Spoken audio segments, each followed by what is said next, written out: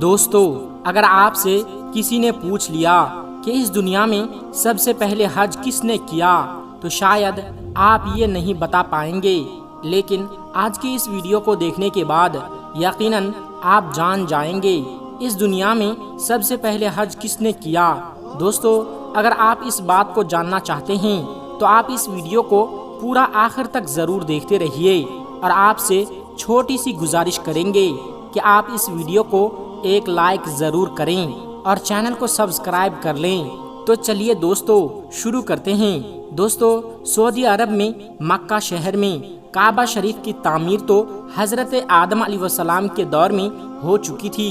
روایت میں آتا ہے کہ جب اللہ تبارک و تعالی نے حضرت آدم علیہ السلام کو جنت سے نکال کر کے اس زمین پر بھیجا تو آدم علیہ السلام نے اللہ تبارک و تعالی کے حکم سے پہاڑ سے پتھر لا کر خانہ کعبہ کی تعمیر کی، لیکن اس کے ہزاروں سال کے بعد جب حضرت نوح علیہ السلام کے زمانے میں جو بھینکر طوفان آیا تھا، اس طوفان میں خانہ کعبہ کا ڈھانچہ ڈہ گیا، مگر اس طوفان میں بھی خانہ کعبہ کی بنیاد باقی رہی۔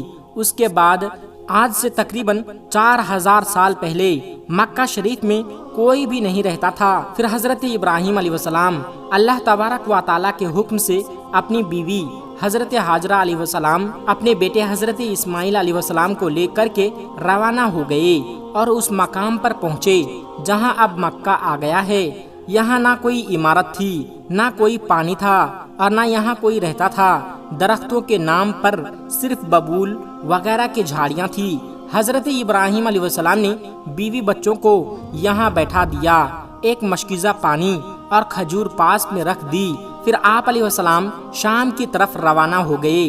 حضرت ابراہیم علیہ السلام دوسری بار مکہ آئے تو قیام نہ کیا، لیکن جب تیسری مرتبہ مکہ شریف آئے تو حضرت اسماعیل علیہ السلام سے فرمایا، بیٹا، اللہ تبارک و تعالی نے مجھے ایک حکم دیا ہے تو اطاعت کیجئے۔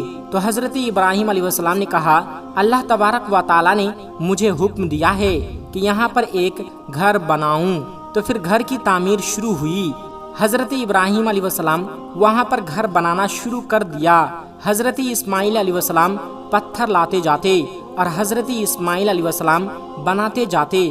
جب تعمیر ذرا بلند ہو گئی تو حضرت اسماعیل علیہ السلام ایک پتھر اٹھا کر لائے تاکہ حضرت ابراہیم علیہ السلام اس پر کھڑے ہو کر تعمیر کریں۔ تب سے یہی مقام ابراہیم ہے۔ پھر آپ دونوں باپ بیٹے دیوار اٹھاتے جاتے اور دعا کرتے جاتے تھے، اے پروردگار عالم، اسے قبول فرما، تو سننے اور جاننے والا ہے۔ انہوں نے اس گھر کی تعمیر نہ مٹی سے کی اور نہ چونے سے، پتھر پر پتھر رکھتے چلے گئے، نہ اس کی چھت بنائی اور نہ دروازہ۔ بعد میں الگ الگ زمانے میں بیت اللہ کی تعمیر ہوئی۔ قریش نے بھی تعمیر کی تھی، اس کے بعد بھی اس کی تعمیر ہوتی رہی۔ اس وقت حضرت اسماعیل علیہ السلام کی عمر 20 سال تھی۔ حضرت ابراہیم علیہ السلام نے بیت اللہ کے پہلو میں حضرت اسماعیل علیہ السلام کی بکریوں کا باڑہ بنا دیا تھا۔ بیت اللہ کی جگہ پر ایک سرخ ٹیلا تھا، اکثر سیلاب ادھر ادھر سے اسے کاٹتا رہتا تھا۔ جب حضرت ابراہیم علیہ السلام کی تعمیر کعبہ سے فارغ ہوئے تو حضرت اسماعیل علیہ السلام سے ایک پتھر لانے کو کہا جو طواف کے شروعات کے لیے نشانی کے طور پر استعمال ہو سکے۔ یہ پتھر حضرت جبرائیل ابو قبیس کی پہاڑیوں سے لائے۔ حضرت ابراہیم علیہ السلام نے اس مقام پر رکھ دیا جہاں اب وہ قائم ہے۔ روایت میں آتا ہے یہ بہت روشن تھا۔ حضرت جبرائیل علیہ السلام نے انہیں تمام مقامات دکھائیں۔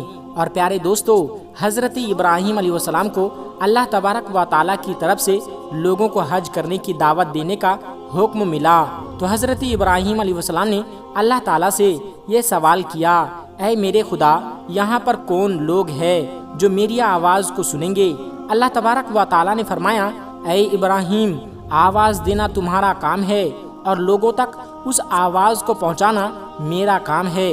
دوستو، اس کے بعد میں حضرت ابراہیم علیہ السلام ابو قیس کی پہاڑیوں پر چڑھ کر کے ایک بڑے پتھر پر کھڑے ہوئے اور لوگوں سے حج کرنے کا اعلان کیا، اے لوگو، اللہ تبارک و تعالیٰ نے ایک گھر بنایا ہے اور تم پر حج فرض کیا ہے، لہٰذا تم اپنے پروردگار کی آواز پر لبیک کہو۔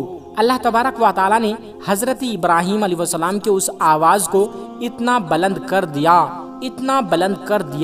کہ اس آواز کو دنیا کے ہر انسان نے سنا، یہاں تک کہ پیڑ پودوں کو بھی وہ آواز سنائی دی، جس کی وجہ سے پہاڑ اور پیڑ پودوں میں بھی یہ خواہش ہو گئی کہ وہ اللہ تبارک و تعالیٰ کی اس پاک گھر کی زیارت کرے۔ اللہ تعالیٰ نے حضرت ابراہیم علیہ السلام کو یہ حکم دیا کہ وہ اس گھر کو رکوع اور سجدہ کرنے والوں کے لیے پاک و صاف کرے۔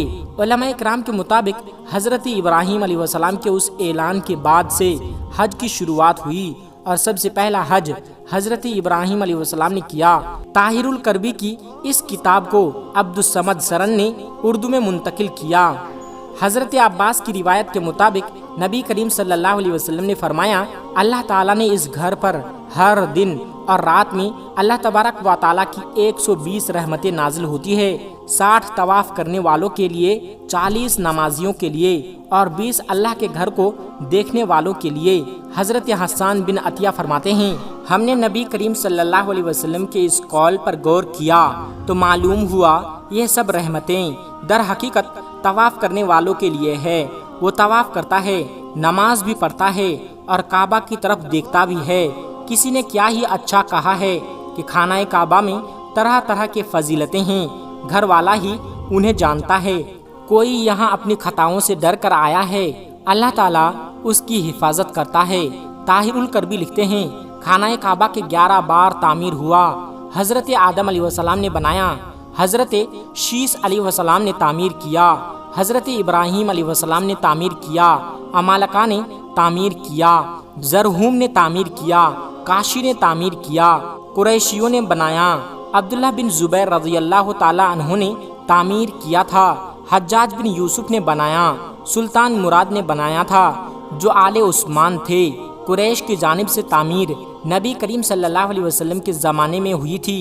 قریش نے تعمیر کے لیے جو حلال مال جمع کیا تھا وہ کافی نہیں تھا، اس لیے حجر کی طرف سے 6 ہاتھ ایک بالش جگہ کو جام کر دیا گیا تھا۔ حجر کے پیچھے ایک چھوٹی سی گول دوار بنا دی گئی تھی تاکہ لوگ اس کے باہر طواف کرے۔ کعبہ کے اندر انہوں نے 2 صفوں میں 6 ستون رکھے تھے جس پر چھت بھی رکھ دی گئی تھی۔ اس سے پہلے کعبہ شریف پر چھت نہیں تھی، دروازہ ایک رکھا تھا۔ چھت کی بلندی 18 ہاتھ۔ حضرت عبداللہ بن زبیر رضی اللہ تعالی عنہ کی تعمیر بیت اللہ کے بارے میں طاہر الکربی بتاتے ہیں، انہوں نے 3 دن تک استخارہ کرنے کے بعد کعبہ کو بالکل زمین کے برابر کر دیا۔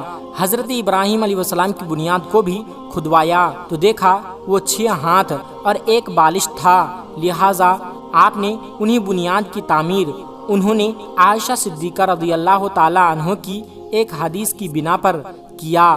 حضرت زبیر رضی اللہ تعالی عنہ نے کعبہ کی بلندی 27 ہاتھ رکھی تاکہ عرش کے مطابق ہو جائے۔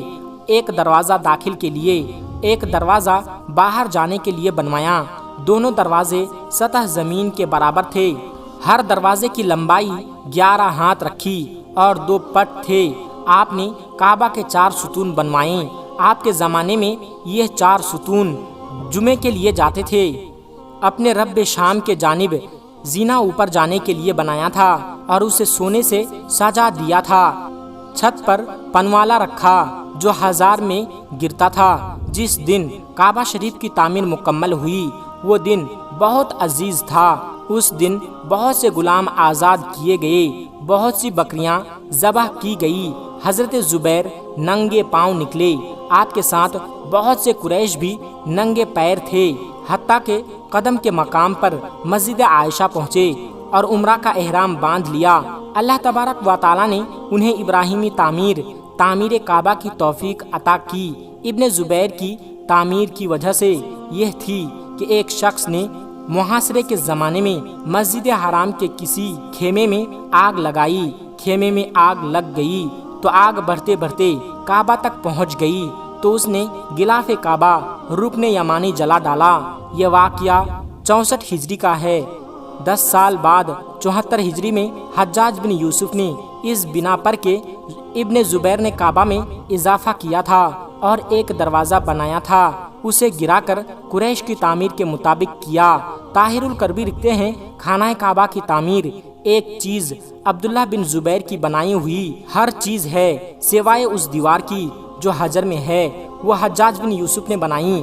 اس طرح مشرق کے دروازے کے چوکھٹ اور وہ اندرونی سیڑھی جو کعبہ کی چھت پر جاتی ہے وہ عثمانی سلطان مراد رابع کے زمانے میں 19 شعبان 1039 ہجری کو صبح 8 بجے مکہ اور اس کے اطراف میں شدید بارش ہوئی۔